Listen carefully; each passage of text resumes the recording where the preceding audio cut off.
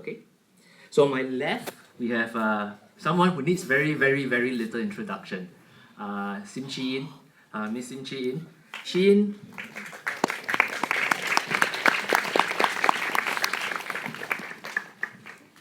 Chi is a photographer based in Beijing, and she's a member of the Seven Photo Agency. She's a member of the jury for the 2016 edition of the World Press Photo, which is happening. The judging is going to happen next week, right? She's going to fly to Amsterdam next week.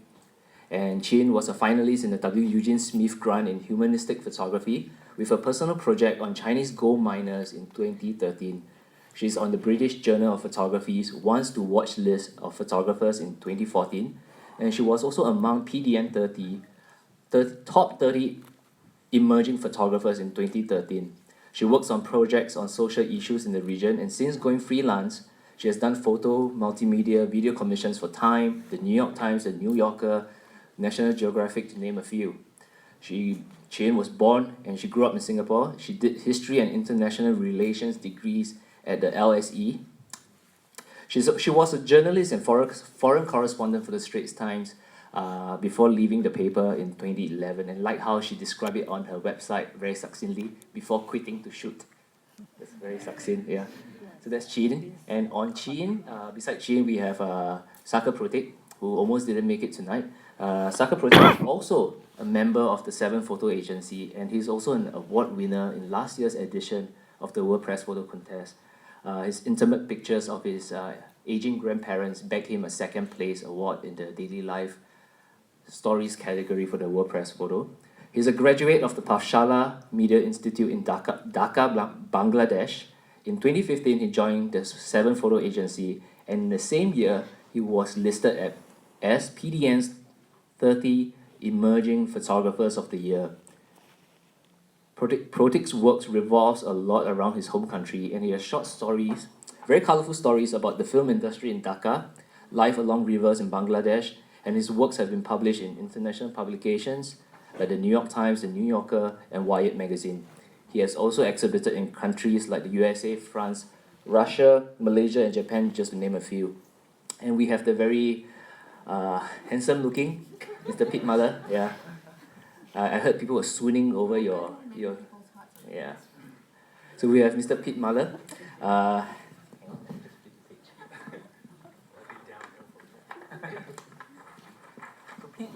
Pete Muller. Pete is an American photographer and multimedia reporter based in Nairobi, Kenya. He was placed first in the World Press Photo Contest General News category in last year's edition for his coverage of the Ebola virus outbreak in Sierra Leone.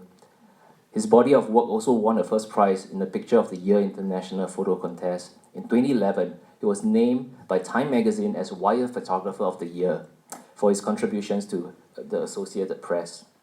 He's represented by the collective Prime, and he shoots for international publications like Washington Post and the New York Times. And unknown to many, he started his career as a reporter and editor in the Middle East. He later moved to Africa to document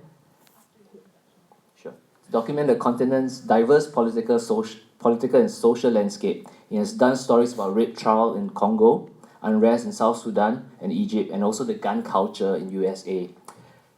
And he graduated from the American University in Washington, D.C., where he studied history and international peace and conflict. Would that be right?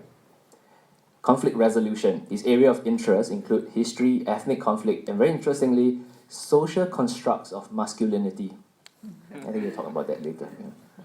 So just to give a very brief introduction about World Press Photo. You can come in here. Yeah. I don't want to assume that everyone here is familiar with the World Press Photo. And the World Press Photo is arguably the most prestigious photojournalism contest in the world today. And the contest started in 1955 by an organization by the same name in Amsterdam, Netherlands. Last year alone, there were almost 98,000 entries. The photo contest celebrates and honors the most compelling images from around the world. However, the contest is not without controversies, and I'm going to bring up some examples of past controversies. It's not a name and shame kind of thing, but hopefully you give us some context to the discussion so that we have a useful discussion tonight. So, in 2010, Ukrainian photographer Stepan Rudik was disqualified and had his award revoked after it was found out he had digitally removed an element in the photograph. in his winning photos. In 2013, critics accused Paul Hanson's winning photo of the Gaza barrier of being overly post-processed. An investigation by the World Press Photo, however, found no excessive processing and the award stood. In the same year, Magnum photographer, the very famous Magnum photographer, Mr. Paolo Pellegrini, came under fire from his counterparts in the industry for setting up photos, passing them off as found moments, and inaccurate captioning. An investigation by the World Press Photo also followed, and it was also found out later that there was no wrongdoing on the photographer's part and the award stood. More recently, in 2015, just last year, Italian photographer, as a result, and no, just to put some context to that, last year it was 20%, about 20%, and the year before, if I'm not wrong, only 8% were disqualified. So there's quite a jump, almost like a threefold jump. As a result, the World Press Photo has beefed up the contest rules with more details and emphasis on ethical guidelines. A new rule this year, if I'm not wrong, maybe if I'm wrong, Lawrence, you can correct me, that a new rule states that photographers who have been barred or been disqualified for twice or more from the 2016 edition of the competition will also be barred from future competitions for 5 years. Would that be right? Yeah. So that's a new rule for this year in response to all that has been happening. And since 2015, raw, unprocessed images have also been required of photographers who made it into the finals.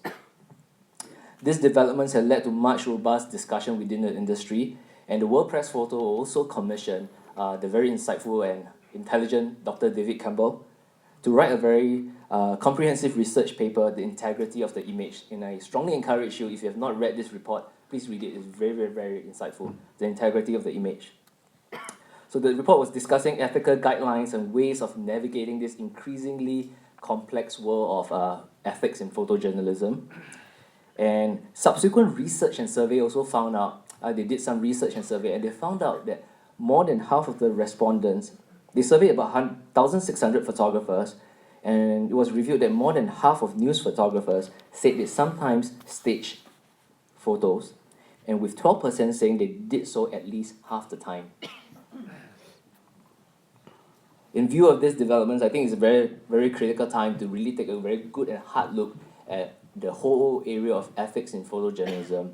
And maybe for the uninitiated, I'll explain a little bit more about what do we mean by manipulation. I think throughout the course of tonight, we're going to use words like manipulation, staging, and all, and I'll give a very quick explanation later.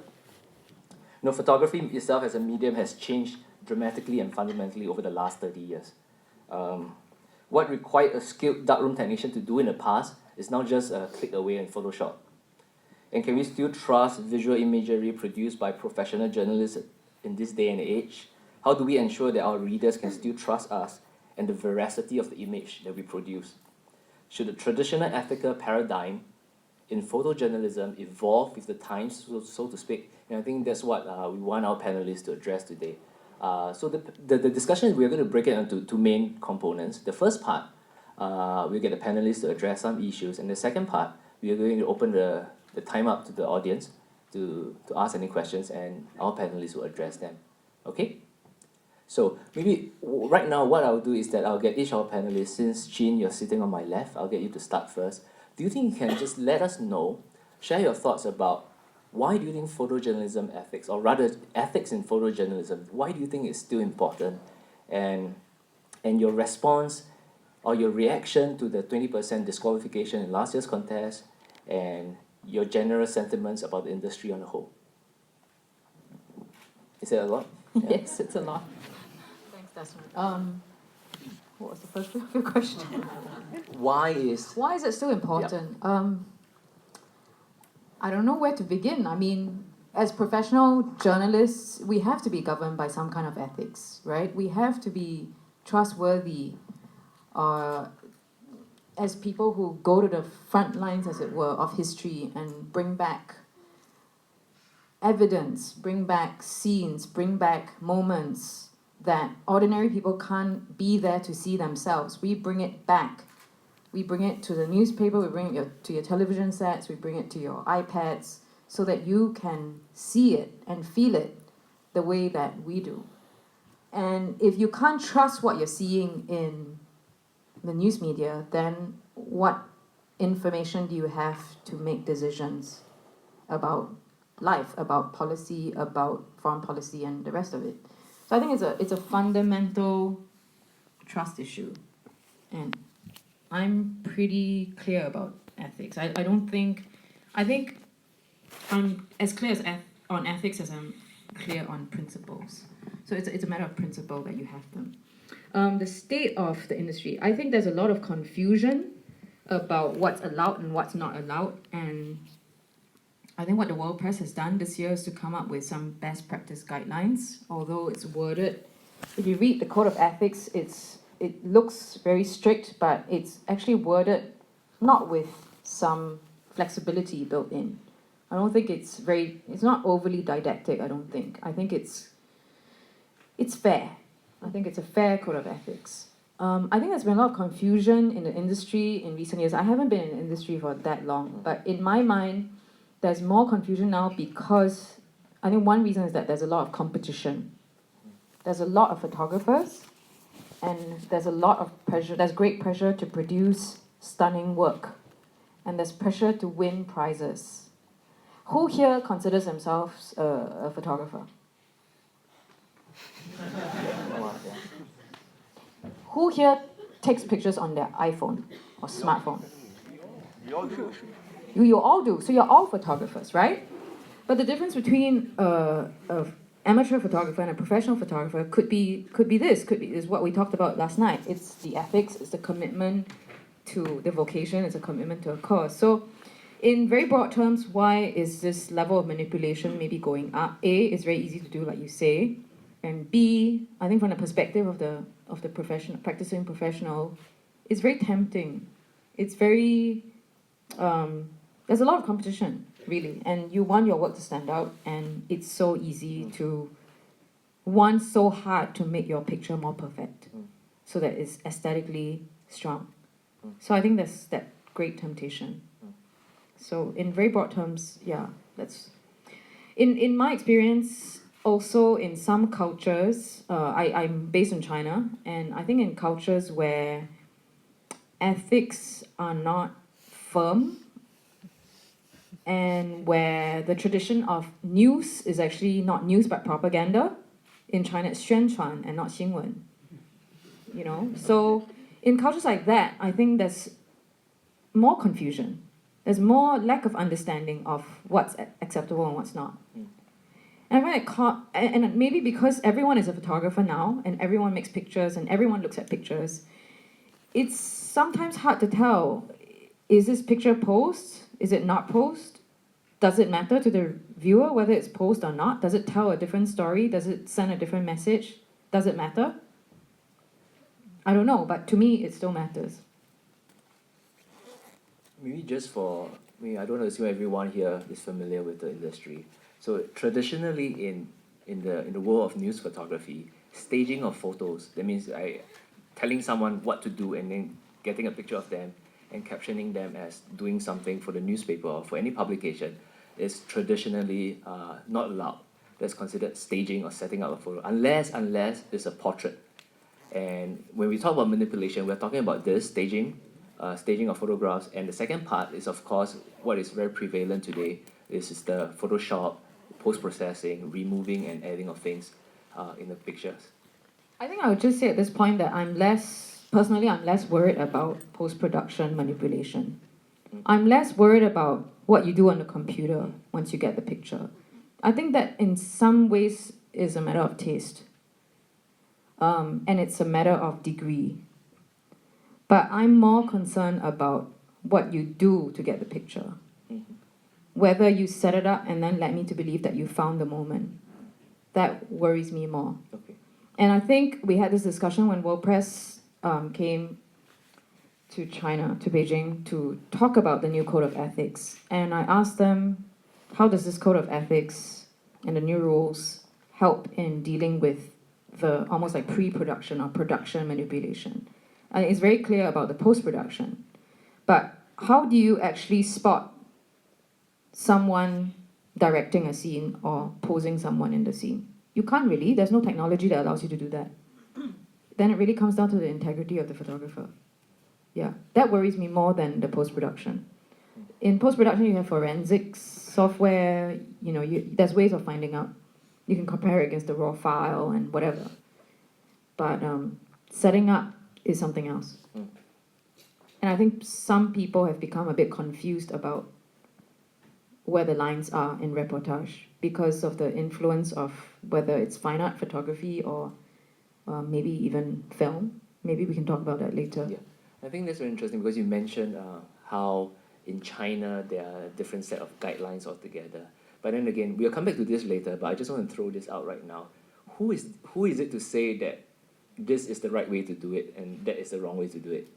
We'll come back to that later. So maybe I get Pratik. Do you want to share your thoughts about the disqualification, the 20% disqualification last year? Maybe your response to the new rules and your views on the state of ethics in the industry, and also your own view why is ethics important. I've seen the rules. I think I agree with it's fair, and it was nothing that I was surprised of. I mean, that was obvious. That's something that was, I think, we as a photographer or photojournalist is something we all should be taken care of. I mean, we should be aware of those things. What was the other question? Sorry. Why is it important? And your view of the state of the industry in terms of ethics. Yeah. Okay, this thing, what Chin was talking about, there's two things. One is, of course, what you do with the images after you photograph. There's one issue. I'm coming to that later. But there's also another thing, what you do to get the photograph, right? And one of the most biggest controversy was last year, of course, by the Troilo work. And how it was arranged, or of course it was also given with a wrong caption. So any photograph when you provide with a false information, I don't think it's not right in terms of any genre. I mean, it's wrong. It's a wrong thing. There's no question about it. What I do think is there are some other complexities in these issues. When you raised the question about the thing that happened with Paulo Pellegrin's image, and after this controversy, I was actually reading a lot. I wrote a small piece for, interestingly, something for IPA, which is also in Singapore. Yeah, and what in the case of Paulo Pellegrin. What he did was, so there is a really in-depth article you can read on New York Times. So the questions that came up was the complaint was done by the actual subject. No, it was not complained by a group of photographers. So the actual subject raised this question that when he was photographed, when Paulo Pellegrin was there, he was at his home, inside his room. Then Paulo Pellegrin saw a big gun hanging on the wall, right? And Paulo Pellegrin asked him, "Can you take the gun?" So he took the gun. And then Paulo Pellegrin asked him to went downstairs or outside in the garage.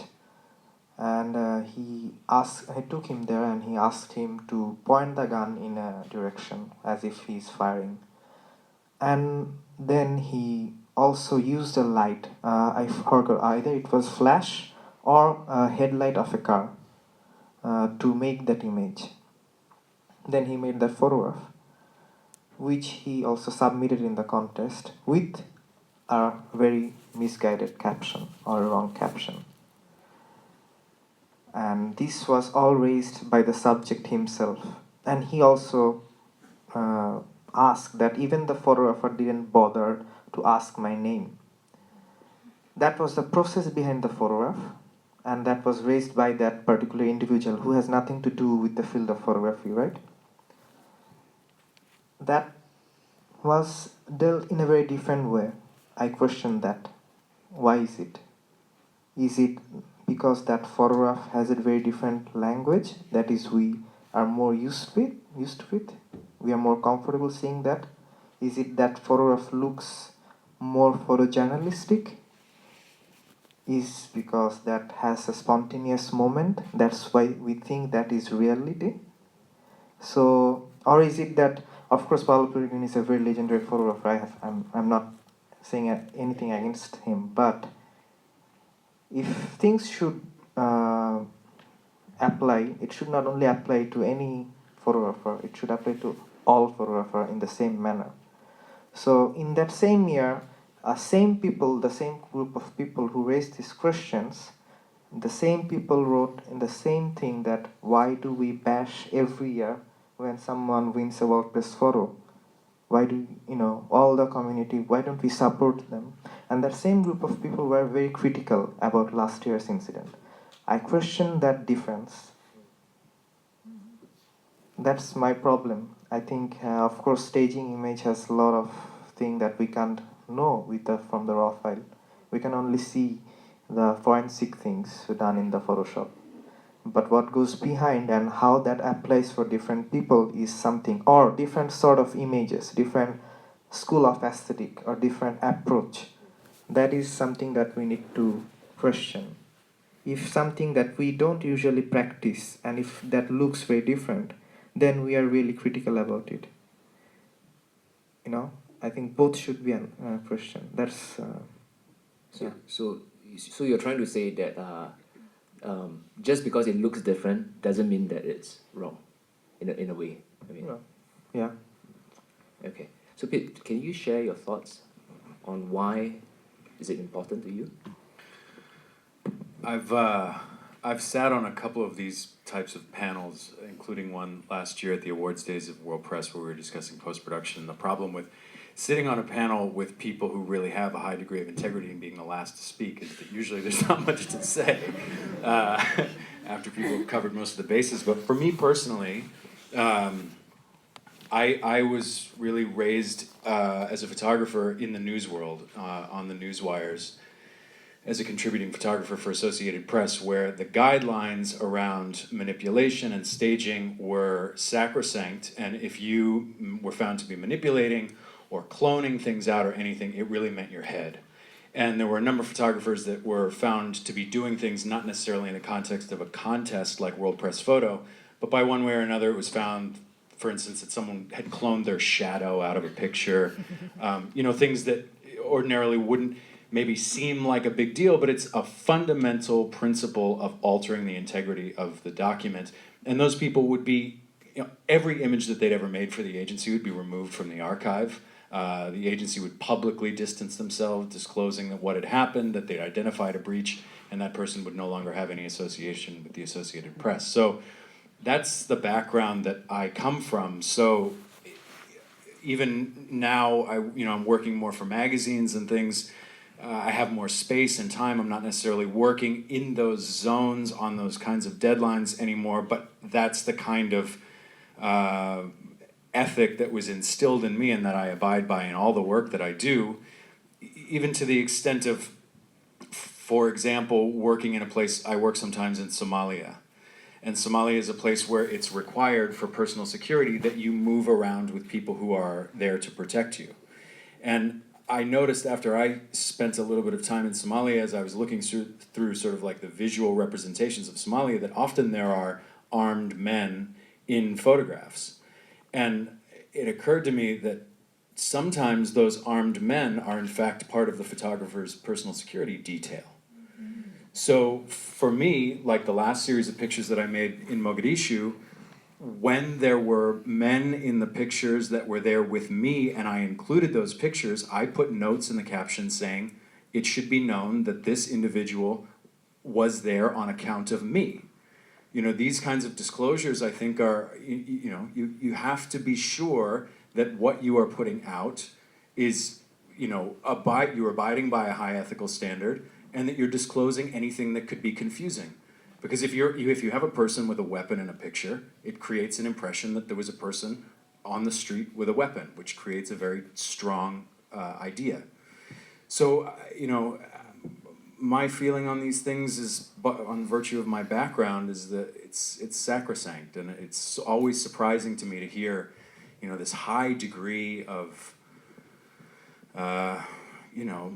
people cloning things out of pictures. You know, this is so surprising that we're at this level, working at this level, and people are still inclined, sometimes buckling under pressure, to say, you know what, this frame would just be that much better if this purple hat weren't like distracting the attention from what I.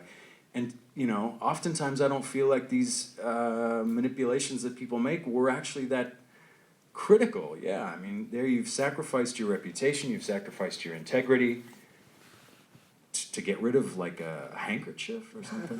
It seems That's interesting because I notice a lot of the discourse and discussion about ethics.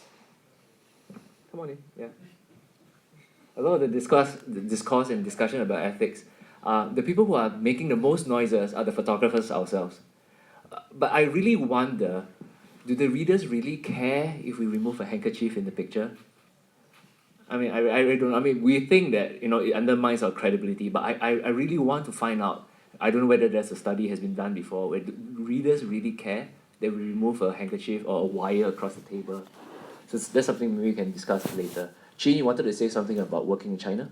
No, I wanted to say something about how, you know, I don't want to come across as us three sounding holier than thou and that, you know, this is like terrible stuff and we don't do it, therefore it's wrong. It's not meant to come across that way. I think we're just saying that we have standards and they should be kept. There is a clear line in journalistic work, but I think we also should consider that the form of photography has evolved. There are other types of documentary photography now, and in fact, I think there's a trendier form of documentary photography which is completely set up. It's completely intervened with.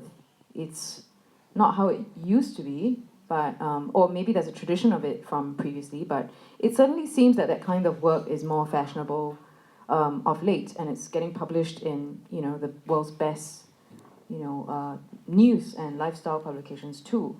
So there is that genre of work where intervention is allowed and where setting up is allowed. I think that is a genre of documentary work that I have no problems with, as long as the photographer is honest and transparent about what he did. And whether that belongs in the world press or not, that's a different debate. But I think as a genre of documentary work, I have no problems with it. Yeah. Okay, it's interesting. Maybe could I get your views about, of course, now we know that photography is not the only thing you guys do. If I'm not wrong, all three of you dabble in or actually work with multiple media, like video. Do the rules of ethics still govern the other platforms or the other medium that you work with? Chin, you yourself, you were a writer before, and now you're a photographer, and then you also do video. How does it differ across the medium? Yeah, I mean, I actually wrote a piece about my thoughts on ethics for the New York Times Lens blog some months ago, and I did cite my example, my own history as a writer. I think the ethics are different. As a writer, quite often you could reconstruct scenes from making many phone calls and doing very thorough interviews. You can reconstruct scenes, and the way you write it, you can leave it kind of ambiguous as to whether you were really there to witness it or not. And in still photography, in reportage photography, you can't do that. There's no ambiguity. It's either a setup or directed scene or it's not. You found it. In video, I think we spoke about this in the workshop this afternoon. I think there are slightly different ethics that govern video work, especially for television and for news publications on a short timeline. I think as I understand it, there's an amount of reenactment permissible in video work, or it's very common at least. I didn't start out as a videographer, so I don't really know where that comes from and where the lines are, but I see it practiced very, very widely, and I'm told it's allowed in video work and in TV work because it's very difficult to get complete sequences, maybe with a single camera and in a very short time frame. So, you know, quite often the videographer would say, hey, could you please walk again into the scene because I need to be able to have that sequence of you coming through the door or coming down that bridge or whatever. And I didn't get it the first time, and therefore I need to redo it. For me, it's not how I make I've only made one accidental film. It's not how I made my film. But, you know, I also took 4 years to make my film, so not everybody has 4 years. And if you only have 1 or 2 days or a week to do something, then I think quite often this is allowed in video work, but it's definitely a no-no in stills reportage photography still. So I think some of the confusion in the industry also maybe comes from the fact that more and more of us are doing video work, and it is quite difficult. I'll say that, because in the field, it sometimes comes down to a split-second decision. I'll cite one example. I was on assignment in China, a very normal, regular assignment for the New York Times with a video guy, with my video colleague Jonah Castle, and we go into a village and he needs to get some scenes of a villager doing some normal everyday stuff like feeding his goats. So he says to the guy, like, what would you be doing at this time of day? And he said, oh, just hanging around in my living room. And he's like, well, I need some action. I need to get something in action. So could you maybe do something that you do every day anyway, but maybe not at this particular time? Plus the fact was that the police was on our backsides. They were tailing us. So we had to get the footage really quickly, make the pictures really quickly and get out of there. There were three white cars following us. So this guy goes out to his yard and he starts feeding the goats.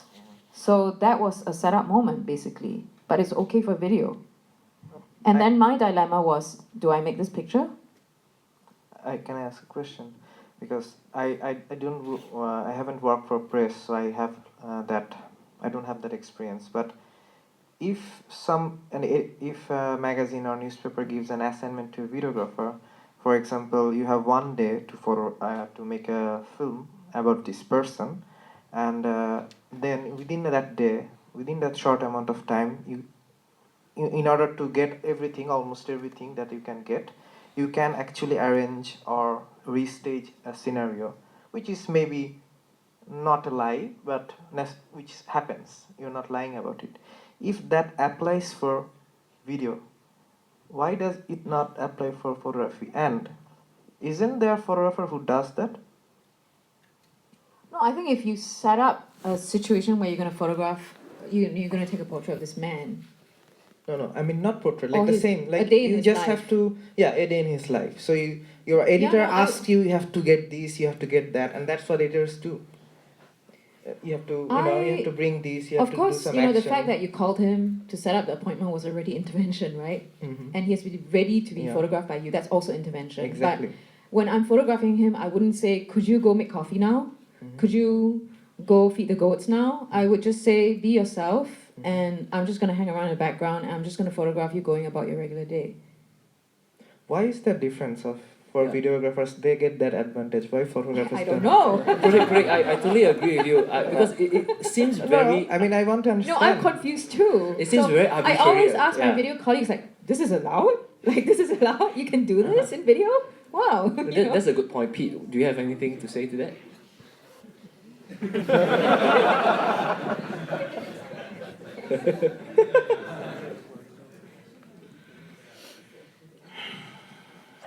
I mean, it's. I think in some, I've had experiences over the last, I'd say, year or two, where the editorial assignment work that I'm doing is sort of more, it's slower paced. I'm sort of devising coverage strategies with editors, and it's quite a luxurious position to be able to say, well, look, what are we going to see naturally if we go there? And if we're not confident that we're going to see things that will be naturally transpiring and we're going to be put into a situation where there is an impulse to say, well, we need to kind of get at the point of why we're here, there's more of an opportunity to be able to say, well, maybe that's not what we should do. Let's not put ourselves in a position where we've expended money, we've bought plane tickets, we've mobilized resources, we've done all this stuff, and now we're in a position where things are not naturally transpiring. Of course, that's like kind of an ideal situation to say, but I also think it's part of like photographic thinking in some way. Like, this is a visual medium. We need to photograph things happening.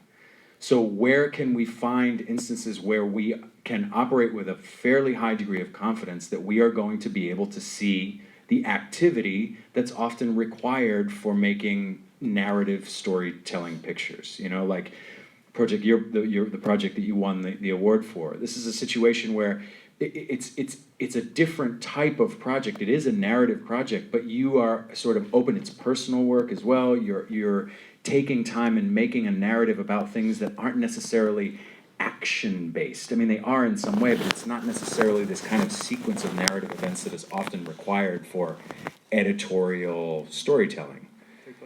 Yeah. So trying to, fundamentally avoid questions of having to have ethical battles by trying to, as best you can, make decisions where you'll find yourself in positions where the naturally occurring course of events will be sufficient for your photographic work.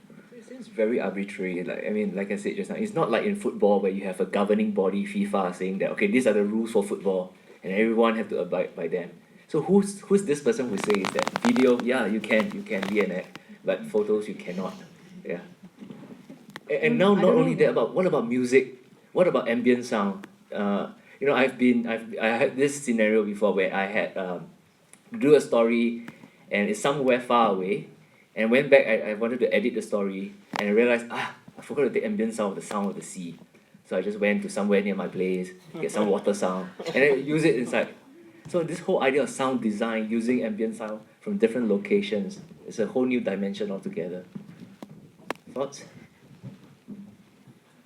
I think I'll just add to what Pete said just now. I think it is about that there is something about the time factor. I think assignments are getting shorter and shorter, and budgets are getting smaller and smaller, and editors are always in a hurry to get the job done. Very broadly speaking, of course, I don't want to tar everybody with a broad brush. There are still magazines that let you take your time, and newspapers that let you take your time and let things unfold naturally. But I think in general, the pace is quite fast, and apart from the few magazines that give you really long assignments and let things unfold, I think quite often we are pressured to produce the work in 2 or 3 days, 3 or 4 days. And sometimes when that happens, then those questions come, like, how do I get this picture without intervening too much? And what is too much? But I also think something Des, that we talked about today in the workshop that we were doing is about, my feelings if I look through my own work, photos that kind of move me over the years, if I look back at things, like maybe it's just that my imagination isn't very good or something, but I could have never come up with, as staged concepts, the things that have emerged as sort of natural moments. I think sometimes, we face a lot of pressure going into something quickly. You have 4 or 5 days to make something compelling for a high profile outlet that that lots of people are going to see, and the expectations are high. And I think sometimes, it's a frightening situation. The pressure is frightening. And I think the temptation at times to say, well, let's like kind of fabricate this because wouldn't this be a cool idea, or wouldn't this be a cool image? I think the lion's share of photos that I look back and I think, wow, that was actually, I really, that photo means something special to me, was a product of something happening that I never would have expected would happen. And I guess in some ways, that's like, it's about kind of waiting and containing your sense of urgency and anxiety and just saying, I'm going to be open to what reality shows me rather than being prescriptive and letting my imagination dictate, or my desire dictate, how these pictures are going to look. And something that I always find to be really interesting is like every assignment or project or whatever that I set out on, of course we all imagine what we're going to find there, right? If you haven't been there, you think, oh, it'll be like this, and you paint this whole picture in your mind. And it's always so interesting to like actually go and shoot, and then I look at all this. I make prints of everything I do after I finish something, and I put all the prints out, and then I try to like challenge myself if I can even remember what my imagination was of what I thought this was going to be. It's kind of an interesting exercise. And always I'm like, I look at what I've done most of the time. If I feel like it's gone okay, I look at it and I'm like, wow, this is just so much different than I was imagining it would be. And usually if I've worked as hard as I could, I feel happy with what the reality was. Pratik, your thoughts on that? No, we can. So Jane, so at the end of the day, the question that Pratik and I asked, who says what is right and what is wrong? I don't know who governs video and sound and that's another can of worms. But I think the world press is trying to kind of take a lead, at least on photojournalism, or at least the journalistic end of the spectrum for photography. So the code of ethics it issued this past few months is an attempt at that. I think it's reminding practitioners of basics. It's ethics 101 really, which seem to have become muddied in recent years or something. Yeah, I mean, I would say that, I agree with what Pete was saying, except that you work in Africa and for the most part, and I think some parts of the world are more photographable immediately, and the imagery is more dramatic somehow. I work in China, which some parts of it is very pretty and all that, but it's sometimes very difficult to photograph. Access is a huge problem, and sometimes things don't happen. And I will say that I find that when I teach amongst Chinese photographers, there is a huge amount of confusion as to what is allowed and what isn't. And I will cite one example. I spoke in a class of students who had spent a week with a very famous Chinese documentary photographer who's won a lot of international awards. And I spoke at the end of his 1 week class, and I showed my Chinese gold miner work, which by that point I had shot for 2 years already. And the first question that his students asked me was, teacher, did you make her stand in that nice light? Did you ask the father to stand in that doorway in the background? And did you put the rice cooker in the front? And I'm like, You? if I did, it wouldn't take me 2 years, 4 years, whatever, to finish a story. If I could set everything up and photograph it in beautiful lighting and everything, be great. I could, not that it'd be great, but you know what I mean. It would be a lot. You know what you mean? It would be a lot less painful. It would be a lot less crying. It would be a lot less, blood, sweat, and tears. But what really surprised me, it kind of made me angry. I said, are you serious? Is this a serious question? Like, you guys just did a 1 week reportage class, right? Surely you know that. The way I put it to them was the only things you can move are your hand, your camera, your legs, and your backside. There's nothing else you can move. Yeah, and they looked at me like, oh, like this is new information, after a week of studying with this guy. So that worries me, because there are practitioners out there who have, the rumors every now and again of so-and-so, maybe not completely setting up a scene to their imagination, but providing direction to characters in the scene to make the scene more dramatic. And in the case of some of them, I think they feel that they have issues and a cause that are greater, and they want to they feel like they're empowered to create work that speaks to this greater truth. Yeah. We can discuss what's objectivity and truth and all that later. Yeah, I think something that I think is relevant with this kind of discussion is ideas of iconicism. And I think a lot of times we get steeped in the sort of canon of imagery that we've consumed for so long, and the iconic images that have moved people in so many ways for so long. And a photographer that's been very influential to me, we're sort of in the same age range, but his work has influenced mine a lot conceptually, is a photographer named Peter van Achtmal, who's a member of the Magnum Photo Agency.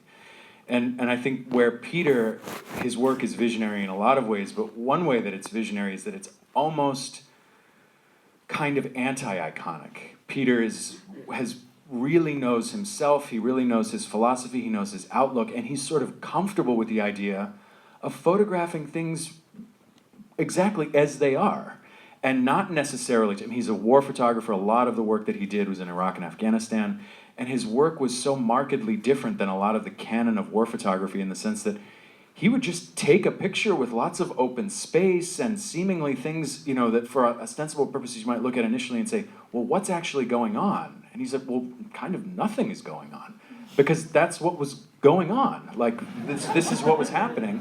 And he was so, I mean, I don't know if he was doing it intentionally at the outset or was just part of his vision, but he was courageous enough to make pictures that did not fit with the sort of long canon of war photography, and I think it was a very kind of brave thing to reject those notions of iconicism in his work. That's interesting. You know what? One thing I really want to find out and clarify, the World Press Photo has a multimedia edition for the contest. So there's video being judged. So is setup allowed? And is there a rule in the video edition? Maybe Lawrence, sorry to put you in the spot. The multimedia edition of World Press Photo, is there a rule about not staging in the multimedia edition? No. No. Oh, interesting. Yeah. No, I mean, there are some rules, but as already been said, that also for the code of ethics and photo contest, it is there as maybe some people want it to be. Oh, okay. That's interesting. And one more thing, so you mentioned the 20% disqualification twice, but that was not necessarily for adding something or taking something away. Sometimes it was very poor Okay. Okay. so it's a little broader.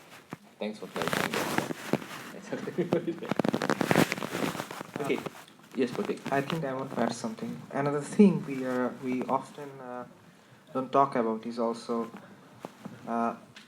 manipulation or representation.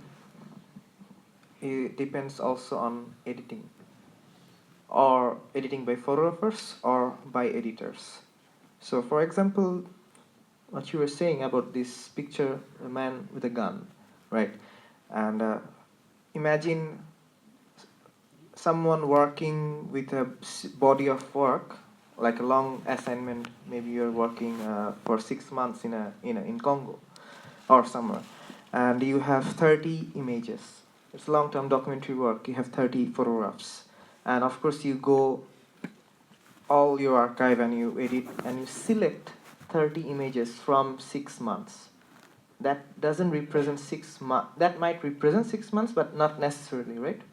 And if you put 5 photographs of people holding guns, or if you put 15 photographs people holding guns, within that edit, the story gives a very different impression. That depends on the photographer, but in terms of magazines or newspaper, that mostly depends on the editors. If I go more deeper, why an editor sends a photographer to a certain place? Of course, there's also an agenda behind that. That we never actually talk about. That should be also questioned. If I am sent to Syria to photograph war, it's not just people fighting there. There's also a lot of other things happening. Imagine Arab Spring and a lot of other places. So how the editor puts up the story also create a certain idea of the place or the people from there. And that is also ethical concern, not just the process of making photographs or the post-production, but also how you edit your storyline. So what you're saying, to sum it up, is that manipulation can happen at every stage, from the conception of the idea Exactly. publication. Okay. Sure. Pratik, tell us about your thoughts about people coming to photograph Bangladesh. What you were saying to us yesterday was very interesting, since we're talking about representation. Yeah, so most of my work, I usually always work on topics that I want to work, and I don't necessarily always work with any directly with any newspaper, anything. I do, of course, do editorial commission work sometimes because that helps me to earn money to do my own work. But most of the stories are never, there always will be about a garments story. There will be always a story about poverty. There will be always a story about some Islamic thing that has been happening. And that is the story that most of the photographs are going from outside, are sent by different magazines to Bangladesh. And that's how people know more about Bangladesh. That's the idea of Bangladesh. That is also questionable. So, it's not that direct, that the whole idea of staging or manipulation or,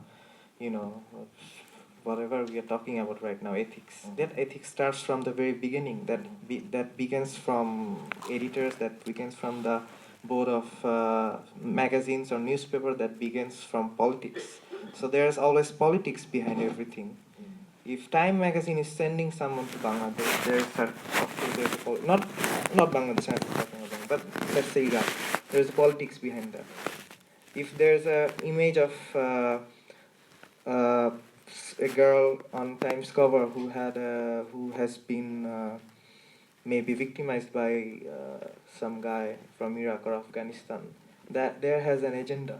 There is a politics behind that. If that goes on the cover of that Time magazine, that represents Afghanistan or Iraq, that one image can tell everything or gives an idea about everything, but that is not the only thing. Thanks for bringing it up, because that's exactly what Pete is going to share about the idea that ethics is not just manipulation, staging, or post-processing. Pete, we're just going to give Pete a few minutes to actually share a few pictures of your work, and he's going to touch on the topic on ethical concerns of photographing grief, tragedy, and violence. There's a recurring theme here. So, Pete, whenever you're ready, can we blank out the screen first so that we can change the slides?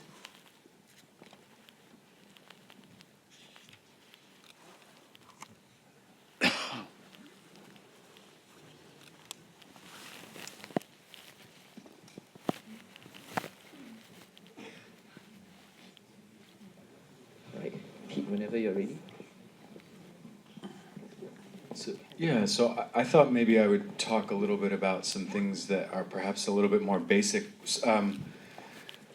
Often I do cover a fair amount of war and violence and humanitarian emergencies and things, and oftentimes questions that I get when I come to my home around Massachusetts and I talk to people, the questions are like, well, how can you take pictures in some of these situations? And I thought that may be something interesting to share.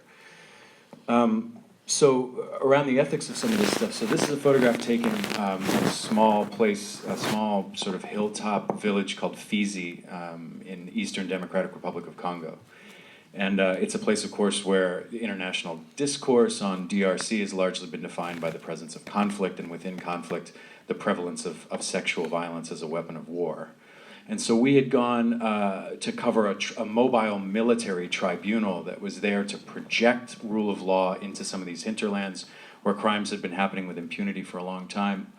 And as this trial was unfolding, a group of women in Fizi, over 50 women had been raped on January 1st of 2011. And this trial was taking place in a neighboring town where they were prosecuting 12 members of a unit that were responsible for this. And so we went to Fizi to meet, and myself and a colleague went to meet with some of the women had been raped in this campaign. And we knew that we wanted to have their voice in the story that we were putting together, and I wanted to make images of them. But there was a high degree of discomfort because the trial was ongoing at the time. So there wasn't any real sense of confidence, given the irregularity of this process at all, that people were being tried. There was no confidence as to whether or not they'd actually be convicted. So there was the grave concern beyond the emotional and psychological trauma of the brutality that people had experienced. There was also the serious anxiety that these men might be acquitted and that they would return to this area.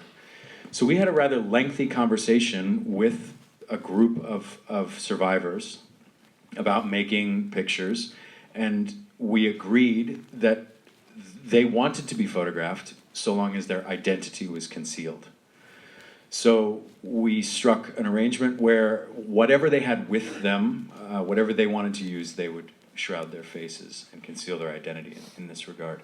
So this was kind of the way we found what felt like an ethical way around that issue.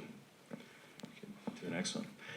But also, there was another component of this, and these are, fundamentally kind of editorial decisions about how we're doing this. In the center is the lead prosecutor of the men who were being charged for this act of mass rape. And so I photographed almost all of these women individually in a series, and then we decided, I thought it would be powerful, because the prosecutor, of course, is not concerned with potential ramification, okay, the overarching ramifications of being involved in this. But I thought that this was a compelling image to show this woman who's really dedicated her life and was fundamentally taking risks and challenging the system on behalf of people who were extremely vulnerable. You can move on to the next one if you want. But also there was a conversation that unfolded. So those images that we just looked at were made in 2011, and they were sort of widely received. They received recognition from various awards and exhibitions and things. And something that came up in that process was, of course, notions around shame and connections, imposition of shame on the survivors of sexual violence. So despite the fact that we had made an arrangement, and it was actually the survivors who decided, let's conceal our identity in this way, there's a visual iconography of the possibility of imposing some degree of shame or stigma on people by concealing them like this. So this is another image of sexual violence survivors, also made in Eastern Congo, in conjunction with an organization that I was working with that was funding support organizations for survivors of sexual violence. And our conversations were heavily rooted in, we're not going to further stigmatize or perpetuate notions of shame in this. This is about survival. This is about moving on. So this is a picture where, many of the women in this image are survivors of sexual violence. But as an ethical consideration, there was a strong understanding that we wanted to depict this without any notions of concealment. And also, so the work that I do, my personal work, that is thematic work that I intend to do in many places other than Eastern Congo, but is where I've done my first chapter on this, looks at the relationship between male experience, masculinity, and violence.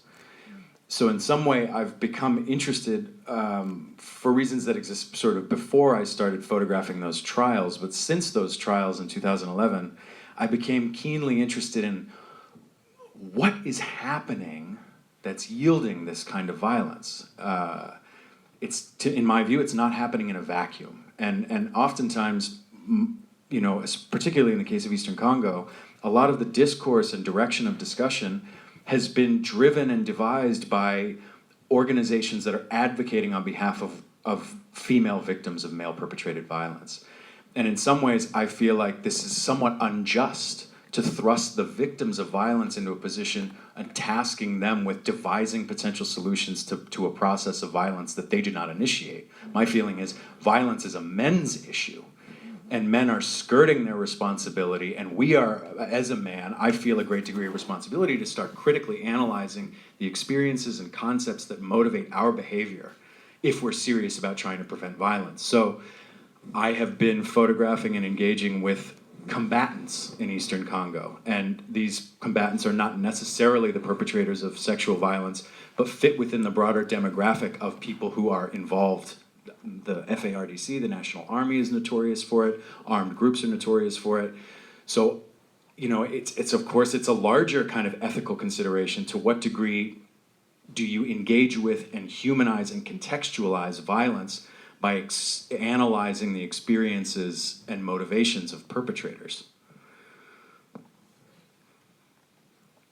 This is another type of picture that I think has an ethical consideration. This is a rebel from a movement called the M23, which is the largest scale rebel movement that's been seen over the last decade in Eastern Congo. And this was about a kilometer behind a front line north of the eastern city of Goma, and he'd just been captured. And he was in the process of being, he'd been roughed up fairly severely, and he was being transported back to FARDC position. This is a situation, this man has virtually no agency at this stage. He's being held by people obviously more powerful than him. He's been stripped of his weapons. I was fundamentally not on the side politically, but my access where I was exploring this conflict from was from behind the FARDC lines, the National Army lines. I made a decision, particularly because I'm interested in the experiences of men in war and how this, where the nexus point is between male experience and violence. I thought that this was an important picture to be made about the experiences that men have in war. And that, to me, exceeded, to some degree, my feeling of, well, he lacks agency. But I think that this is an important component. This is on a different subject, but this was one of the images that constituted the series that was part of World Press last year about Ebola virus. And Ebola was a very difficult situation where there was tremendous loss, there was tragedy. It was a health issue fundamentally. It wasn't driven by human cruelty and war and politics. It was driven by pathogens. And this was a situation where a very sick patient who was being housed in a highly quarantined ward of an Ebola treatment unit in a state of delirium escaped from the quarantine unit and ran out into what were called the white zones, which were the contagion, like all of these safety procedures were in place to make sure that certain parts of the interior areas of Ebola treatment units were not being contaminated by the presence of people who were inside quarantined areas. So this is inside a unit, but this is considered to be safe space.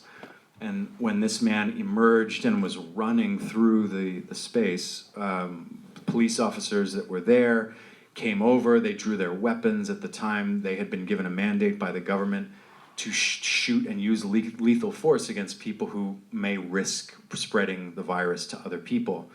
So the photographs leading up to this moment are of a police officer at the time pointing a weapon at this guy, holding a rock. And in this moment, I thought, from a news perspective, that we might witness this horrible, consequent tragedy of the imposition of these quarantine measures.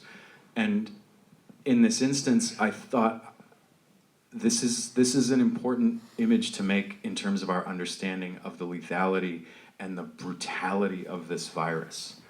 And I thought it was important for understanding that this picture be made, but it was a very difficult decision and a difficult situation.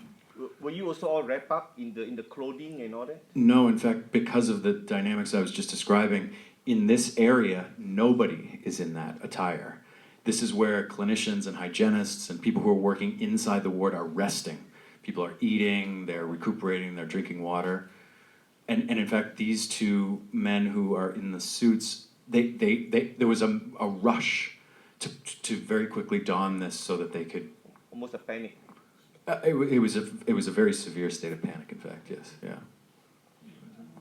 Most of your pictures are Sorry, thanks for the question, but can we keep the questions to the Q&A at the back? Sure. But thanks for that. Keep that coming. Yeah, Sure. later on. This is this is photographing people's grief, intimacy of people's grief. This couple had lost their child, and in fact, it was quite likely that this child did not die of Ebola virus, but at the time the virus was raging so heavily in the city of Freetown and also in Monrovia in Liberia that emergency measures had been put in place that anyone who died had to be, by law, treated as a potential Ebola case, and you had to call in safe burial teams. So I was following burial teams as they were making their rounds, and part of what became, so tragic about the virus was that everything dealing with death and bereavement was completely disrupted. And, photographing people's loss, these are the parents here on the left. Photographing people's loss is something that I find to be one of the hardest things about this kind of work. And I try as best I can to remind myself of the reason why I'm there so that it's not for my sense of commitment or purpose. I'm there so that other people can also be there. And what I try to do as a form of respect is absolutely limit my involvement. I try to move into a situation respectfully, make the pictures that I feel are necessary to make, and move on and get out of people's space and allow them the room to grieve as quickly as I can. I think that's it, yeah. Thank you, Pete. Good questions, but we'll keep it to the end. Next, I'll get Protik. Protik, can we blank out the screen? I'll pull out his presentation. Protik is in a very unique situation. He's going to talk about his pictures, his winning pictures. And what happened was that when news of his award broke, people in the industry came down quite hard on him. They were saying, sorry.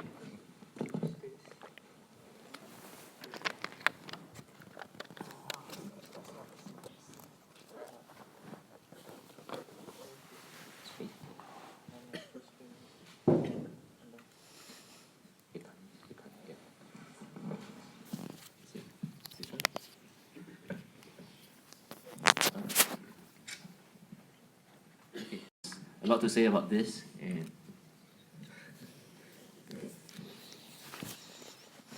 Yeah, not much actually, but because people ask, and this is like I'm not really at all interested talking about how to process or anything, but I'm gonna show you something. So because Desmond asked me also to give an idea of what I actually do, and just to state that if you are like before you got selected or there's a final selection before, then WordPress Photo asks all the raw files that you have submitted.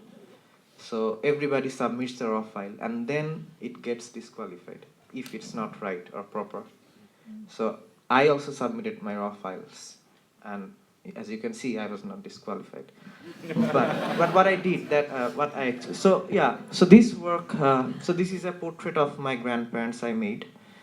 This is one of the, I think in the last 10 years, this is the only single photograph of them in which they are together.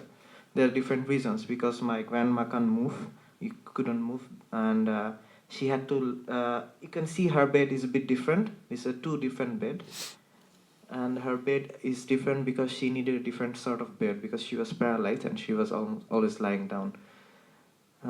My grandfather used to sleep in a different other bed, right? So it's not usual that they could sit together. They could be close together, It's because of their physical limitation, and also the space doesn't allow that to happen. So in order to take this portrait, I asked my grandfather to come and sit next to my grandma, and then then I made this photograph. But the question was reason that this it seems for some reason looks a lot over processed, and it doesn't reflect reality. So yeah, so I didn't actually wanted to explain back that time, but I did for some other reason. So can I go to the next picture? So this is a photograph of my grandfather sitting on a bed. He always usually wears, if it's summertime, he always usually wears a white t-shirt. On the background, you can see there is a mosquito net, which happens to be also white. This is actually a raw image. It's not processed. Can you go to the next one? That is processed. Can you see? The reality has changed. It's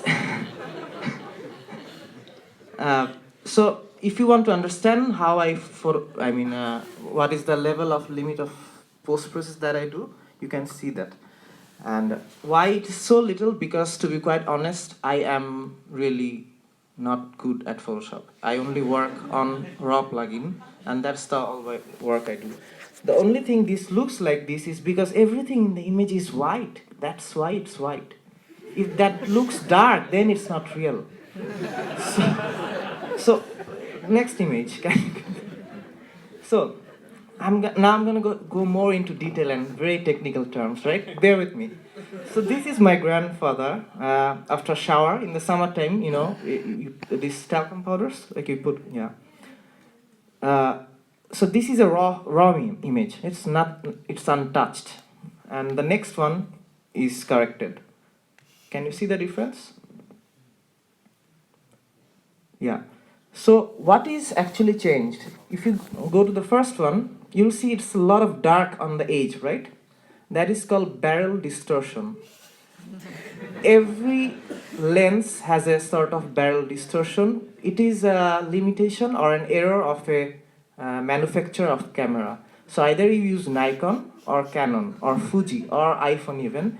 If you go open the raw plugin, you will see there is a big list of all model of lenses. So I used to use a Canon 35 USM lens. So in that lens, it has certain limitation on the edge. It gets dark and it gets also distorted.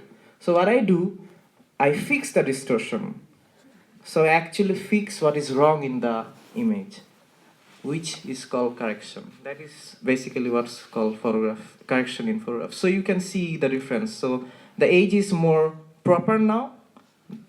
You know, it's not distorted, and also the edge has an even light, not like a contrasty dark shadows on the edge.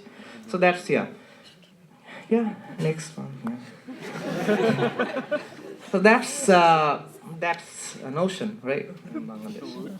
That is raw. It's not touched. Yeah. The next one, it's corrected. So you can see the level of correction that I can at least do.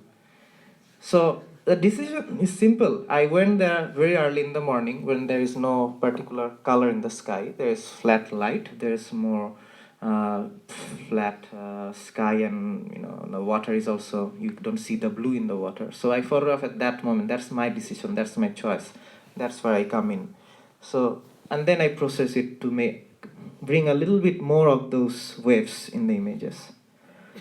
Yeah, we can go next. So that's the same image, which is also raw, right? So this is actually a screenshot which I had to actually post because there are a lot of people, not just who wrote the blogs, but also other people who were like, questioning about that this is lie and this is not real. So I just put this raw file on Facebook, and I explained clearly, if you photograph something white, it will look white. If you make long exposure, which is a very old school basic technique in photography, long exposure is when you use a tripod like with a 3 stand, and then you use 3 seconds or 30 seconds of exposure. It's really, surprising that people in this age doesn't know that, and the people, some of them were judged. You'll be a judge. Nothing personal. So I had to explain, and really I didn't had any intention to explain this, but the reason I had to explain is because this was all happening in social media, and social media can get really ugly. There are a lot of people, young photographers from Bangladesh, and I also teach in a school. So there are a lot of followers, a lot of students who follows me, who sees what I do, follows what other people talk about my work. And I stayed silent for a couple, at least for almost a week. And then I felt if I stay silent, these young people who might get a wrong idea, not just about me, but about the whole basic things of this medium. So I had to share this just to clarify that where I stand, where this simple basic techniques stand. So yeah, I think that's my range of post-process. But what I really wanted to talk about is not just post-process. Can you go to the next slide? So this is one of a conversation between Paul Graham. Do you know Paul Graham? He is a British photographer. He has been really important as a photographer for me because I think he has pushed the boundary and the medium of documentary photography in a whole different spectrum.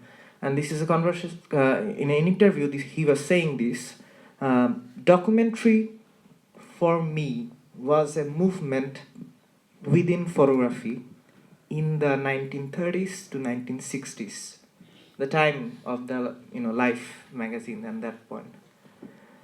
and is long gone now, and an historic artifact. We can't simply use that to describe everyone who makes photographs in the world as it is.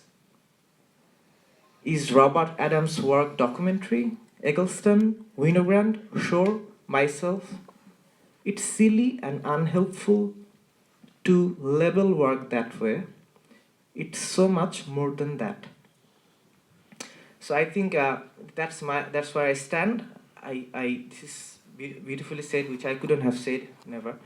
But I think I think labeling work is also problematic. You call it journalism, reportage, documentary, art. I think it can transcend a lot of different. Gary Winogrand's work we have all seen, right? And if you just say it's simply documentary photography, I think that's not enough. Pratik, do you mind if I cut you off right there? We'll come back to that thought later. Maybe I'll just, for the sake of time, I'll ask Chin. I'm sure some of you have burning questions to ask Pratik, but we'll come to that later. Maybe I'll pass the time to Chin. Can we black out the screen so we can change? Oh, you want to? Okay.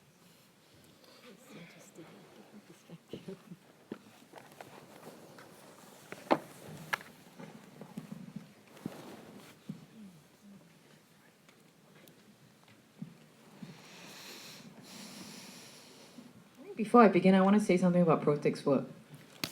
I think, his work did raise a lot of questions when it won World Press, and also he applied to join Seven last year, and I was on the selection committee. I don't know if he knows this.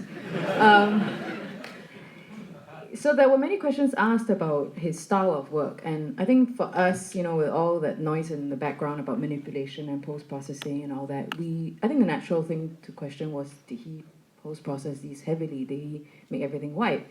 And over the months after he joined Seven, I've gotten to know him a bit. He's a very excited kind of guy, and he will text me and say, can I Skype you tonight? I just want to talk. And he does that. So we've chatted a few times, and I've come to understand his practice and his process a lot better. And this is a guy who will tell me things like, the best light is in these next 2 weeks. It's winter, it's very foggy, it's very white out there, I need to go and make photographs. So it's a conscious decision, and his photographs are simply just that way. I think his files were, as we saw, they're very close to their RAWs. So I just want to make that as a footnote. He basically just makes decisions about when he's going to photograph, under what kind of lighting, whether there's fog or not, and he goes after a certain look. And you can see that this aesthetic is consistent throughout his work. Yeah, so I just wanted to add that. I will just share one piece of work, and Desmond asked me to address the issue of the line between advocacy and journalism, which is one that has followed me, I guess. So I want to just begin by showing a 5-minute multimedia piece. Hello. Hi. My question is directed to all three of you, actually. I noticed that all three of you referred to, you called it making pictures rather than taking pictures. So I would like to know, when and how do you think documentation in photojournalism went from taking pictures to making them? Why do you refer to it as making pictures? Pete, you want to take the question? I think this is like an interesting terminology question, and I vary considerably. Like sometimes I think that saying the phrase "making images" sounds a little like self-important or something. Sometimes I think it's nicer to say, "Oh, I took a few snaps and whatever." But fundamentally, I think there is an importance in terms of like the kinds of work that we all do. And I mean, not especially, but I certainly think for the kind of work that I do, those pictures are made through a process that has, like the snapping of the shutter is the last thing that happens in a very long sequence of events. Thinking, researching, why am I going to this place? What am I going to be doing there? Getting on a plane, finding your way logistically to a place where you think that these things are going to transpire, making sure that you're giving due consideration to all the elements and trying to make representations of things that are fair and accurate and addressing things in a comprehensive way. And then the click is just like, it's a process that's much more involved. than the final click. So I think when you say making, you're making something in a long process. Taking a place for selfies, or when you go to holidays. Short and sweet there.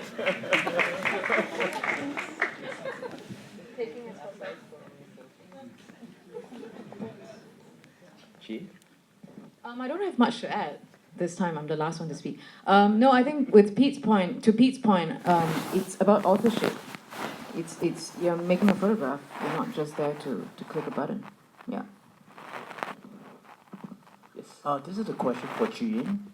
I know you work in China a lot and you work with the underprivileged people, but China is also a place whereby the government has very heavy hands, especially when it comes to censorship and human rights and so on. So if you undertake a project and you know that the project might land the subject into some trouble with the authorities, would you do it? Yeah, that's a good question. I think about it a lot. I think quite often foreign correspondents in places where, in closed, I would like to say, I say closed societies like China, you can be careless about the consequences for locals, whether they are your local colleagues or your subjects. I'm pretty careful. With newspaper work, maybe I have a little less say in what happens because there are other people involved, there are reporters and there are editors. But for my own work, personal work, I try not to do things that will harm other people. So in this case with Mr. He, I went back and forth to his village over 4 years. I was always very low profile. I took the local bus. I never went to the town to spend very much time because I didn't want the authorities to know that they had a foreign journalist staying with them for days and weeks on end and making this story that will necessarily shame the local government. So no, I just kind of blended in, but of course I also discussed with Mr. He and his family the possible consequences, and he knew full well what the consequences were. And I mean, we didn't get time to look at this video. This video is a 5-minute, straightforward video of him speaking straight into camera. It's a video letter to the Chinese president Xi Jinping.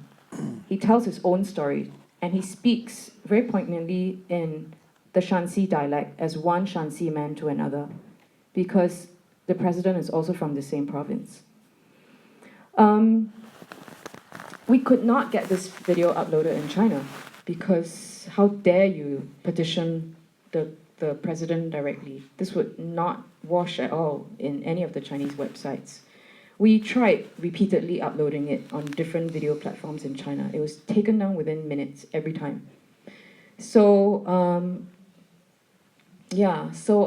he was, and before it was published with Asia Society, I double checked with him. You're okay with this going out? You know that there could be consequences. And for a dying man, it's like, sure, what do I care?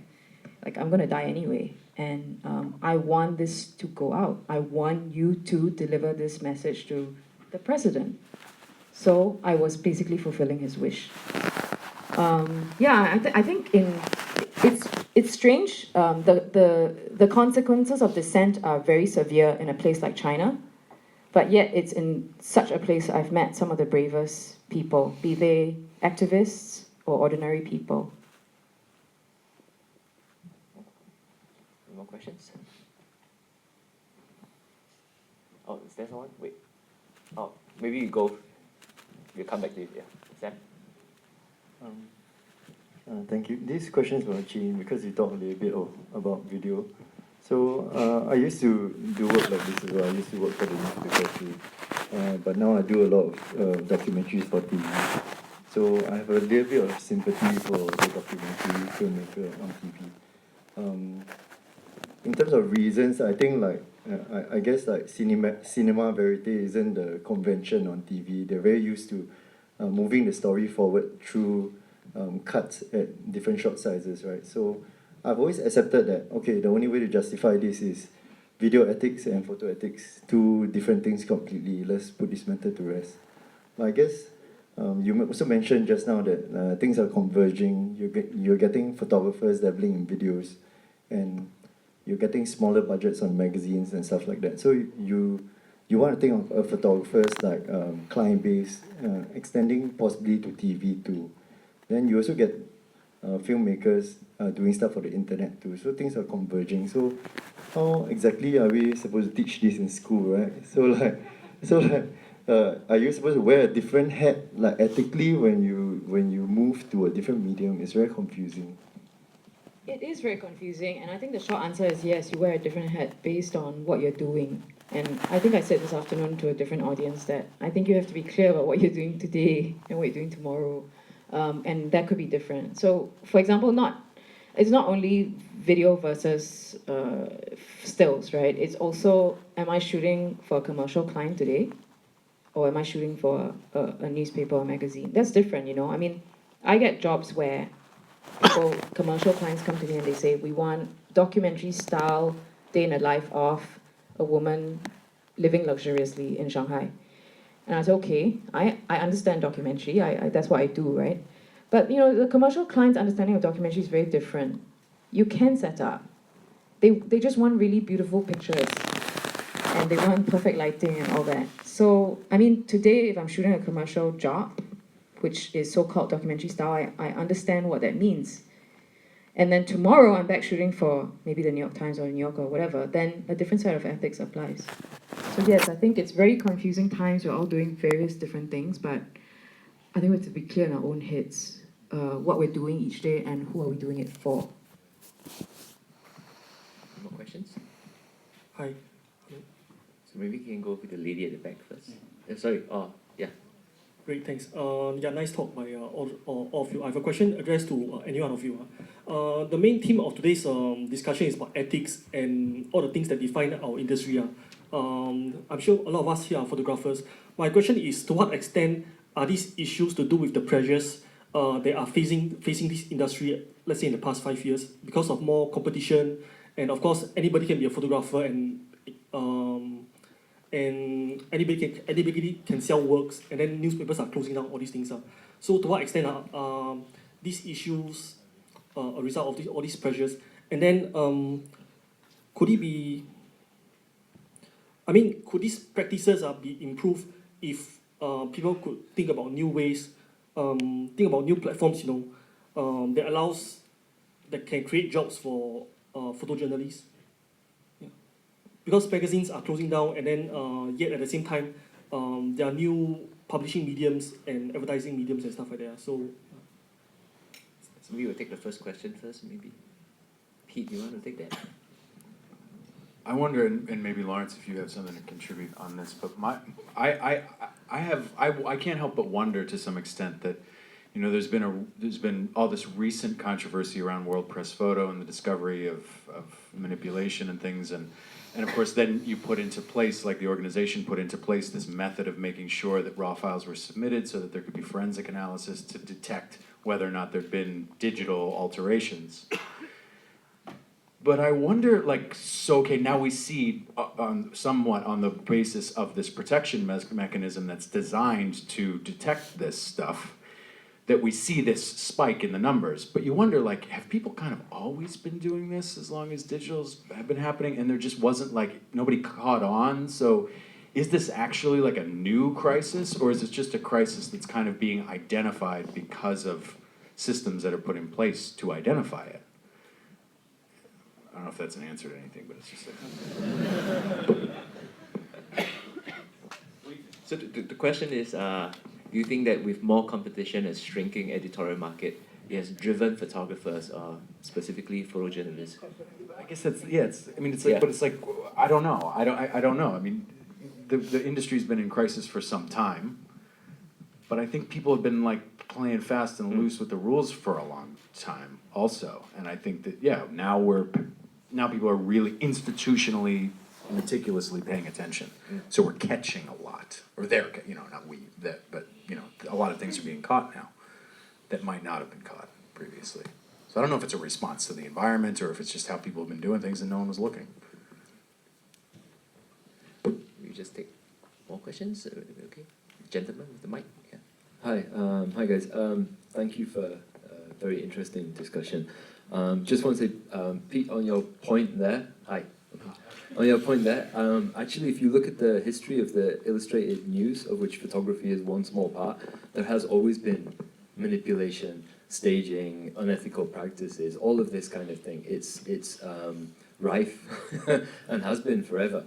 And yes, probably now we're kind of catching more of it, if you like, especially with the digital technology. It's so easy to do it, and it's so easy to spot it as well. The question I have is a little bit about the industry. I've had work as a photographer, and so I've had jobs where, as Gian, you mentioned about working within ecosystem, writers, editors, publishers, so forth. There's been times where photographs I have taken for a story, and then the story's been published, and it's been a misrepresentation. And it's not my photography, it's the whole kind of story. And I've had to call up people and kind of apologize and say, you know, I didn't know you were going to be represented in this way. I didn't know the writer was going to write this and so forth. It's not the experience that I had that's been published and presented. So I was just wondering if any of you guys have stories along those kind of lines about the industry in general, if you like, kind of manipulating things.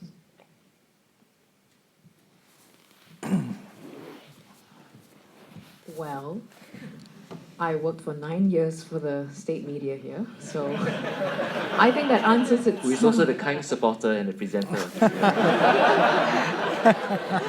But I think the broader question is about representation, and Protek has talked about that. You know, I think his example of Bangladesh is a very good one for us to think about. Sure, you know, I think that kind of manipulation happens a fair bit. Yeah. But I think it happens a lot. I mean, certainly, I think for us as photographers and people who are out there, I mean, I think especially to some degree, photographers, you know, like we're out there trying to make visual representations that contribute to like kind of a much more nuanced thing, and we were making arrangements, and we're the faces of that people are actually interacting with out in the field, and then you put it in the hands of editors, and they're like, well, this would be a lot snazzier if we could make it about like north-south politics or something, you know, that really ultimately you didn't want to be. Okay, you wanted it to be illustrative of that issue, but not necessarily steeped in the kind of sensational dimensions. But yeah, sometimes it's just out of your control, and sometimes it's hard to know to what extent you want to fight, because especially in the freelance world, like a lot of it depends on relationships, you know, like your principles are important, and the way that you wanted the narrative to emerge is important, but also your relationship with clients and partners and outlets and platforms is important too. So I always think it's one of the really tenuous, tricky things about being a freelancer is trying to navigate those kinds of dilemmas where you don't want to be hard to deal with, but you want to be true to the way that you wanted a story to be told.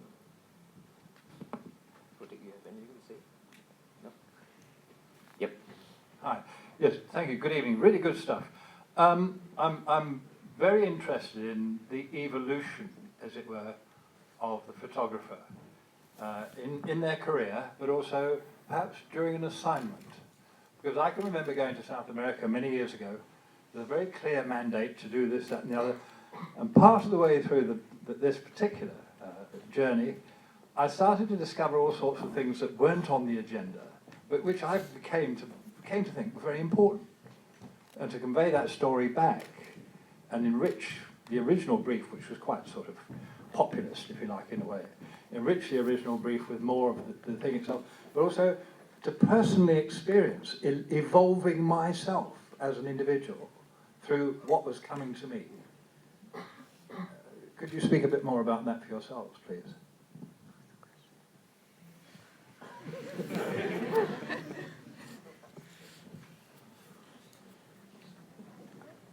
I mean, I think I don't know when you say you went to, you said Central America or South America. So, I mean, I think it's, you know, it's always such a challenge, I think, because, you know, there's so many great editors and so many assigning news desks and stuff, but to some degree, you know, it's like we as people who are, especially people who are regionally focused, right, we're the people that tend to have a much more nuanced understanding of the region that we work in and the dynamics that are at play. And that understanding is like at a baseline level, but then especially when we get into specific context, it's like, yeah, there's all of this additional content and dynamics that are surrounding whatever the main part of the story is. And I think that's also the dance of trying to, and it's also like kind of one of the inherent pitfalls or challenges of a news environment where we're just the fundamentals of pitching. It's like, well, we'll approve it if you tell us like what you're gonna do when you get there, and you're like, well, I don't know exactly what we're gonna do when we get there because we have to go there to find out exactly what we're gonna do. And I think that's, you know, the diplomacy of trying to figure out, okay, I've managed to create, like you mentioned, an original brief that's encompassing enough and compelling enough to allow this assignment to move forward, but still loose enough to allow some kind of metamorphosis, which is inevitably going to occur in any environment that's always way more complex than like a brief for approval can be, and trying to convey that and make the space for that and convince people that maybe it's more nuanced, maybe it's quieter. I mean, I think like that's something that I feel like we talk about often, is that what we're interested usually are the quieter aspects of everything. Right? The big sensational headline is something, but actually what's really interesting is this kind of like quiet dynamic. But articulating that and knowing how to like sell that, I think is a really important part of how we work and operate. I think we've all worked with our fair share of editors who are sitting in New York or London or Singapore, who imagine they know the ground better than we do. And we're the ones out there working from the ground up, working the grassroots to figure out what's actually going on. But they have the last say on how a story should be. And often their views are very stereotypical of a country. I mean, I'm in China, and there are a lot of stereotypical stories from China. Like there are a lot of stereotypical stories on Bangladesh. So I think one point I would make here is that I think when you evolve as a photographer or as a documentarian, you get to a point where you actually are somewhat less interested in taking briefs from other people. You want to do personal work, which is about your own understanding of what's happening and your own vision of how to tell that story. So if there's one thing that I would say to young photographers in this audience is I very often get emails from young photographers about how am I gonna make it in this industry? What am I gonna do to stand out? What is the path? And quite often they're dying for an assignment or an internship at a newspaper or something like that. And I say to them, actually, in this day and age, what really would make you stand out is if you really care about something and you make it a personal project and you really devote yourself to photographing it in your own way, in your own visual language. So it's self-directed rather than taking a brief from someone else. And I think that is the evolution of the photographer, taking it that one next step, not just getting a brief from somebody, setting your own brief. Let me take maybe one last question. I know I have so many questions I want to ask, but don't make me choose. Last two. Okay, last two. Keep your questions really short and then we'll wrap it up. Yeah. Okay. My question relates to your work on the jury, on the panel. What do you do? Because you're talking of 60,000, 80,000 photos to choose from. How does the jury goes about the process? I don't know yet. My chaperone is over there. He will tell me. I think essentially we go through 30, for my category documentary, we go through 30,000 pictures in a week, and we will, we will vote and we will see what makes it to the next round. No, I mean 30,000. How are you going to, you know? It's not like 300 or 3,000. We work very hard. And Lawrence has already told me there's a masseuse coming in on the third day. So imagine what kind of hours we're going to be putting up. I must really make a plug for WordPress Photo. I think they have done a tremendous, phenomenal job in elevating the profession and bringing quality photojournalism to the masses. So despite the controversies, despite the things that happen, but I think they're doing a really, really good job. Yeah. Zach? Yeah. Hi, thanks. Great talk from everyone. Anyone can take this. I'm just going to take from this article on Photo 8, which was written by Paul Lowe, which, according to the point of view of Stephen Mayers, the former secretary of WordPress Photo. So he went on to question so this is quote unquote, why most photojournalism investigate a very limited series of tropes in a very limited series of visual approaches, becoming a self-replicating machine that churns off copies of itself in perpetual motion. which Mayers describes as a feeling that photojournalism, rather than reinvent itself, is trying to copy itself, and that the industry is in essence reactionary and unrealistic in its understanding of the changes in global media and society. So I'm just wondering if any of you have a point of view which you want to express. Thank you. I just said the same thing to Pete today. Yeah, did I? That it's keep repeating itself. Yeah, I totally agree with you and that. Yeah, Stephen Mayers. What he said. I want to know more about what he said. So I think it's important. Yeah, I think. Yeah, sometimes I heard from many people who have been into the in the judging process of WordPress photo, and they were my friends or mentors or other people, and I've always heard that there will be always like the 50% of photographs will be coming from a certain geographic area, and depends on which year. So maybe 1 year it will be Arab, next year it might be Syria, next year might be some earthquake happened in Haiti, and I think that happens. And this year there will be a lot about European migration crisis, no doubt about it. But that's fine. I think the problem what I find is when somebody is working with certain topic, most we find doesn't add something more deeper aspect of the story, or always maybe from one perspective, which is I think which is a problem. I think it devalues the genre of photojournalism. I think it doesn't matter if I'm a photojournalist or not, but what is important is it's a really important medium, and if somebody really cares about the medium, I think they would actually encourage to think more thoroughly about what stories people are bringing in, the research part. And also someone was saying that you went somewhere and you were asked to make certain photographs, but then you discover something else is also happening. So to take that responsibility to put out there. And I just want to give him one example. So there has been a lot of things that has been happening in Bangladesh regarding freedom of speech, more specifically killing of bloggers. But not all bloggers, the bloggers who have been vocal about religion and against the fundamentalist and the extremist. And there has been a lot of killing. And there are many photographers who come, and not just from, outside, but also maybe local. And they only do the stories, and not just photographers who are working actually professionally for any newspaper or magazine, but also just aspiring photographers or want to be, in the field, going, and they want to do this story because one of the reason is because that story has a demand at that point, but, there's no personal engagement or understanding about the whole political thing about it.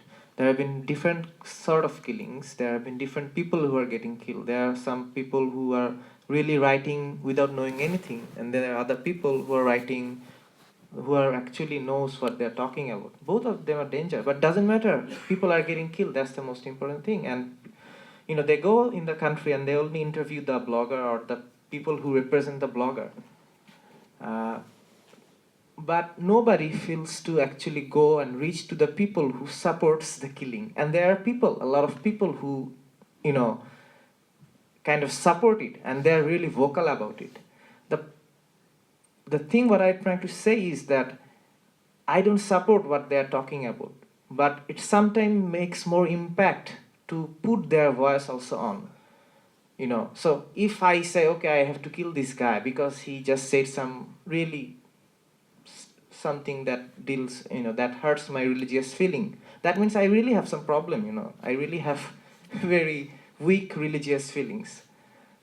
So my voice is also important to, put it out there so that people can differentiate. I have this student who is in my class, and he comes, he's based in, he's from Denmark, and he has been working in a Politiken, Politiken, right?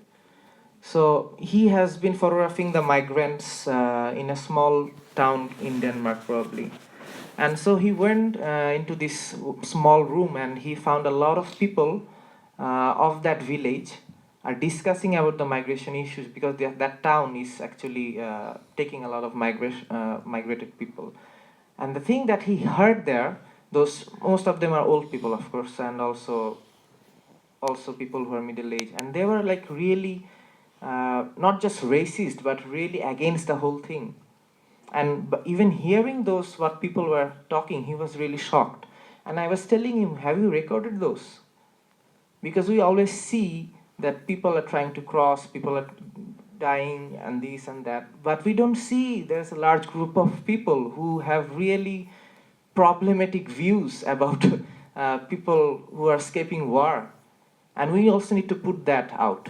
So I think that dimension of stories is also sometimes missing, especially in this for journalistic reportage work, because of the lack of time, because of the lack of visionary from not just the editors but the people who decides, So that's what's frustrating for me in journalism. Jane, if you can add in your remarks, but maybe we can just quickly wrap it Sure. up. Yeah. I would just say that I think photography, photojournalism, documentary photography, whatever you want to call it, is evolving. It's trying to evolve. We're not really sure where we're going. But I don't think necessarily that documentary photography would look quite the same in 10 years, 20 years' time. I mean, Stephen Mays was the former CEO of Seven. He's a thinker, and I think he and Fred Richin are the leading thinkers of this next wave or this next purpose, this next look form of photography. And I will just say that I think it is struggling to evolve. I think with this year's or last year's World Press winner, it was a bit of a statement that it wasn't an iconic war conflict photograph that won. And I think a lot of us in the industry kind of welcomed that. It was a very quiet moment of a very tenderness between two gay men in Russia. So it was a very quiet, intimate moment, and in traditional photojournalistic terms, maybe it would have been passed. And I would just say that in the international photojournalism circles, it is often said that young photographers go to war to make war photographs because they want to do two things. They want to win the world press, and they want to be exhibited in Visa Polymarche in Perpignan. And the founder of the festival, Perpignan, has said this himself, Jean-Francois. He has said this himself, that a lot of young people are going and dying for the sake of winning in these two, on these two fronts. And he feels very regretful about that. So, and of course there's a lot of talk about how we're still repeating what photographers from the 1930s during the Great Depression, the Farm Security Administration did, Dorothea Lange and Walker Evans and the rest of it. And to an extent it is true. I think we're all struggling to find a different way of shooting, a different way of representation, but it's an ongoing effort. Thanks for that. I'm sorry, I know you have many more questions, but we can't. But if you have more questions, please come for the sessions tomorrow, and you can have the time to ask them. The details you can find on our Straits Times website. But what I'll do right now, maybe in just a few lines, very quickly, I get every panelist, in the next 30 years, what is the direction of the industry going to be like? What direction is the industry going to take? In just 5 lines. Yeah. I think that as soon as video technology reaches the point of being sufficient enough to extract fully high quality still images, that the role for sort of technical proficient photographers will evaporate, and the only people remaining in still photography will be people who are conceptualizing and authoring work that is mostly about re-envisioning social ideas. Prote? No idea, no clue. No, I mean, No, that's fine. I don't know. I mean, the major shift which happened, I think, for photography was in the early 90s when Kodak came out with the small camera, right? And the next shift was, of course, the invention of digital photography and then the smartphones. And believe me, this will be gone in next 10 or 20 years. I think cameras or everything will be attached to our brain or something, who knows? and I don't know, then it will go in a very different level. I mean, technology is evolving and who knows where it will go. But I mean, what is important to understand is, at the end of the day, these are all like small tools. If you consider box camera, if you consider Kodak camera, if you consider an Nikon, if you consider iPhone, it's all just some mindless machine. And it's just like pen.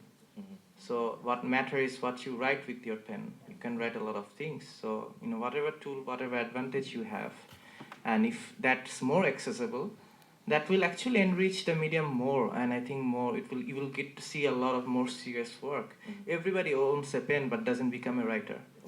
Even they try, they can't maybe sometimes. But that's same for photography, camera and photography. So yeah, and that's that. And if you really want to, I think for photojournalism, you can do this. I feel really sometimes bad when I remember the conversation happening in World Press Photo, and you were also part of that panel. And the way, they were talking about, photojournalists can do this and do that. It felt like, photojournalists are like some, just people following orders. It really felt like that. And I felt bad, though I don't consider myself as a photojournalist, but I'm also part of that community, or at least I am a reader. And if you really want to really have that kind of journalism, then put CC cameras into war fields and everywhere. Then you'll see everything as it is happening without affecting any reality or fabric of reality. You heard it here first. Jim, a few lines? Yeah. I don't think I have much to add, really. No, I agree with Pete that the sense of authorship will become more and more important. Technologically, I don't know. I'm trained as a historian. I don't like the crystal ball. But I think one trend that's already happening is the kind of, I hesitate to use the word convergence, but how journalism and fine art in photography is it's blending somehow, at least in form, if not in distribution. I think more and more traditionally journalistic photographers are photographing in a way that is kind of almost closer to art photography. I think we're seeing more and more of that. And whether that will continue, I think it's likely to. That's interesting. I think there's a whole discussion on its own. Thank you so much for coming. With that, we'll conclude today. But please allow me to thank our sponsors. This event would not have been possible without our partners and sponsors. Big thanks to our worldwide sponsor, Canon, our venue supporter, very kind of them to allow us to use this space, the National Museum of Singapore, our outreach partners, who made sure that our photographers could be here in Singapore as part of the exhibition, Conrad, Eden Neuer, Siftung, NTU, Newsplex Asia, Singapore Press Club, One Ifra, and we also want to thank our hotel partner, the South Beach. If you haven't been to the South Beach, you should go. It's a nice hotel. Our logistics partner, Famous Air and Sea Services, publicity partner, Weber Shenwick, collateral partner, Photogenie and catering partners, Purple Stage and Vassal, and our wine partner, Grand Bateau. So thank you so much. More sessions tomorrow. Feel free to check out the details online. We'll see you again.